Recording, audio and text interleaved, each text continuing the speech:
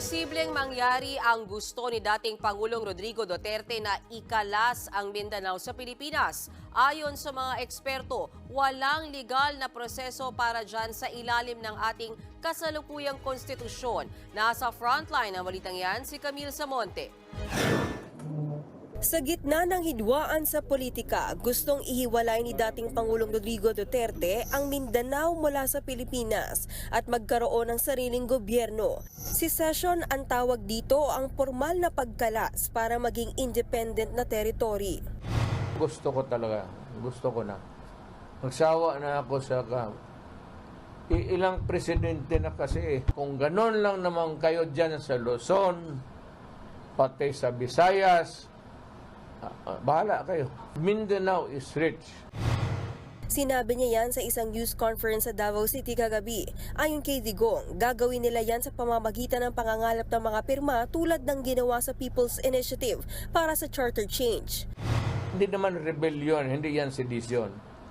There's a process in that. I think before the UN, where you would gather signatures from all sorts in Mindanao. Inatasan na raw niya si Davao del Norte Representative Pantaleon Alvarez na pangunahan ang signature campaign. Iikot ako ulit sa lahat ng probinsya ng Mindanao at gagawin ko yung pagpapaliwanag. Kailangan maintindihan ng taga Mindanao bakit ginagawa ito.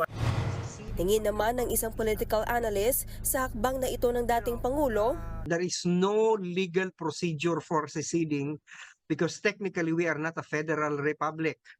You know, don't have the presumption of autonomy of a state. And there is no mechanism for seceding. Na sinasabi niya may United Nations agreement daw na standard. dagdag pa ni Professor Contreras, hindi ito posibleng mangyari sa kasalukuyang saligang batas. It's kind of ironic because they oppose the People's Initiative to amend the Constitution. And now that they're going to use the same strategy to secede from the country, I don't know how these people who probably are advised by lawyers would even think that there is a constitutional way out for a secession. People's Initiative is only applicable for amendments of the Constitution, assuming that there is an enabling law. Para naman sa ibang mambabatas, maganda ang intensyon nito para sa Mindanao, pero dapat daw itong dumaan sa masusing pag-aaral. Mindanao have been at the end of a minimum or minimal attention from the national government. Pero do sa punto na secession o i-separate natin, teka muna, ako personally gusto kong pag-aralan. Gusto kong tingnan kung if it's really worth it. Kung si Senate President Mig Zubiri naman ang tatanungin, hindi ito napapanahon. The last thing that we want is na magkagulo-gulo, magkawatak-watak ang ating bansa. Ang akin dyan ay slow down po natin ang away na yun. Ganito rin ang pananaw ni Senate Minority Leader Coco Pimentel. Kontra raw siya sa anumang suwestyon ng pagkalas ng anumang bahagi ng Pilipinas. Kaya kailangan daw gawin ng lahat para maging epektibong estado ang ating bansa. Nagbabalita mula sa Frontline, Camille Samonte, News 5.